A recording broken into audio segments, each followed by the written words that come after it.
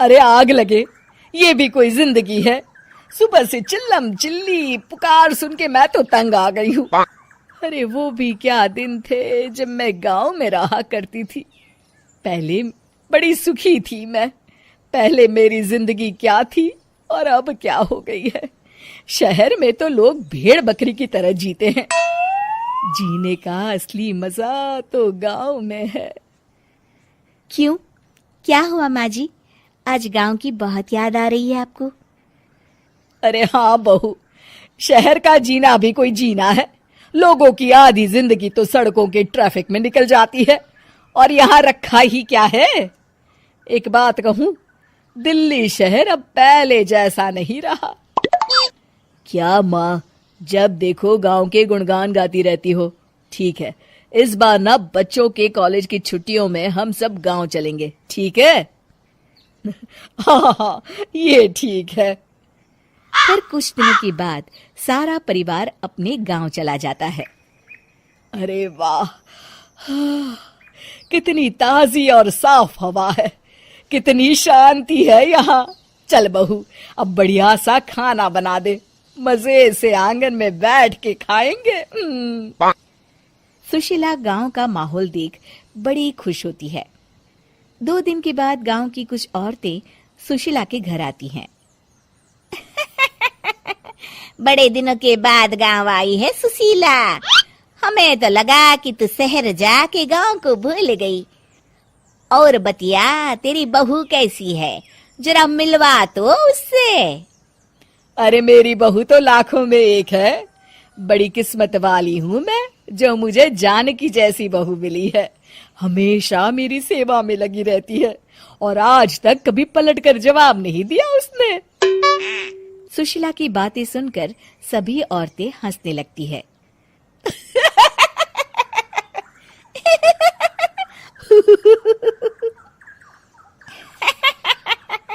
अरे कुछ भी बोले जा रही है। तबीयत तो ठीक है? तेरी बहू चांद से आई है क्या?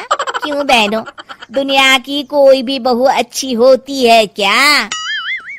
सब औरतें ममता की हाँ में हाँ मिलाती हैं।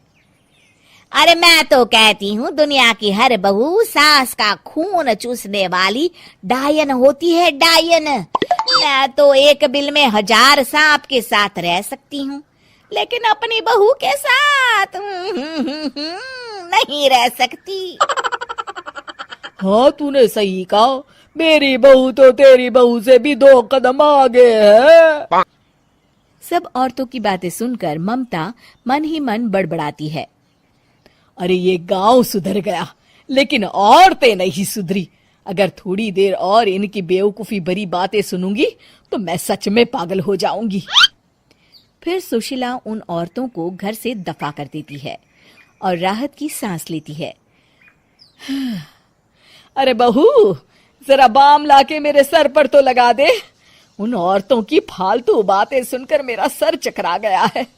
इस गांव की औरतों का तो भगवान ही मालिक है। फिर अगले दिन सुशीला की सास उससे कहती है, अरे बहू, तू यहाँ क्या आराम फरमाने आई है? आखिर ये तेरा ससुराल है। चल चल, घर के कामों में हाथ बटा। शहर में कुछ काम धाम तो करती नहीं है। जरा अपने आप को तो देख, कितनी मोटी हो गई है। सारा दिन घर का काम करने के बाद शाम को सुशीला, हाय मेरी कमर, हाय मेरे पैरों ने तो जवाब दे दिया। आज तो मुझसे मक्खी भी न मारी जाएगी। अरे बहू, जरा आकर मेरे हाथ पैर तो दबा दे। जी माँ जी, अभी आती हूँ। तभी सुशीला की सास जानकी को रोकते हुए कहती है, अरे रुक जा बहू, एक दिन काम करके इसको इसकी नानी याद आ गई। हम लोग तो रोज इतना काम करते हैं, कोई जरूरत नहीं इसके हाथ पैर दबाने की। सुबह तक सब ठीक हो जाएगा। सुशीला अपनी सास की बातें सुनकर हैरान रह जाती है।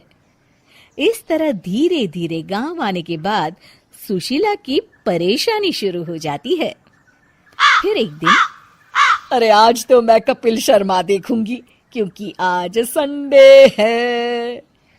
सुशीला जैसे ही टीवी ऑन करती है तभी बिजली कट जाती है। अरे सत्यानाश, इस बिजली को भी अभी जाना था।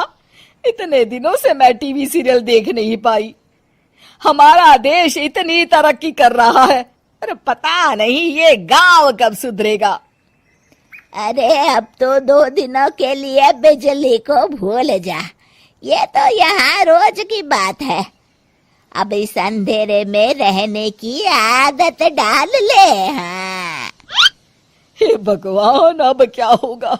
ऊपर से इन मच्छरों ने जीना हराम कर रखा है। दूसरी तरफ घर के काम कर करके और बिना किसी सुविधा के सुशीला तंग आ जाती है और उसे शहरी जीवन याद आने लगता है। क्यों माँ, मजा आ रहा है ना? अरे आपने ऐसी सूरत क्यों बना रखी है? मुस्कुराइए, अब हम गांव में हैं। मोहन के साथ जानकी भी अपनी सास की खिंचाई करती है। हाँ हाँ माँ जी, आप ही तो यहाँ की बड़ी तारीफ कर रही थी। फिर अभी तो कुछ ही दिन बीते हैं, वैसे भी अब तो आप यहीं रहने वाली है ना? अरे नहीं नहीं बहू, मैं एक दिन और यहाँ रुकी तो मर जाऊंगी। मुझे शहर ले चलो। क्या दिन थे, कितनी सुखी थी मैं वहां। ठीक है माँ, हम कल ही वापस शहर चले जाएंगे। इस तरह सुशीला शहर आ जाती है और फिर कभी दोबारा गांव जाने की जिद नहीं करती।